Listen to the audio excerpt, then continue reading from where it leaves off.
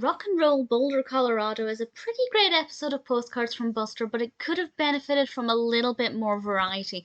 This is the 11th episode of the first season, and in this one, Buster is in Boulder, Colorado, and the entire thing is about rock climbing, indoor rock climbing, outdoor rock climbing, and because I am quite interested in that, indoor rock climbing, not outdoor, I thought it was quite fascinating, and it does start off with some nice street scenes where we get a sense of what it would be like to walk down a typical street in Boulder, Colorado.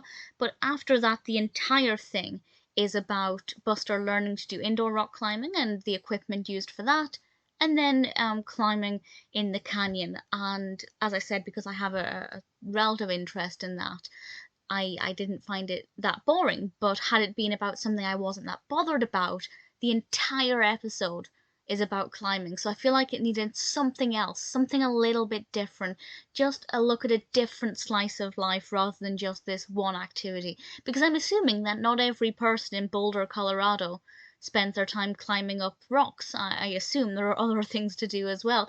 But having said that, I did actually find it quite fascinating and very well shot and definitely well animated.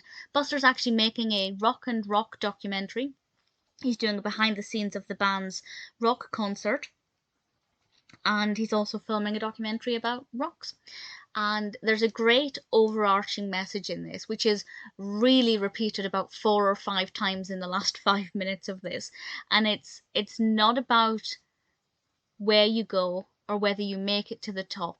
It's about how you get there. Ultimately, it's about the journey, not necessarily the destination. And this is what Buster learns literally while climbing, even if he doesn't necessarily make it to the top.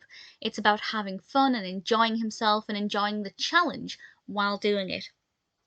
But of course, that can apply to absolutely anything. It's not just about the destination, but the journey.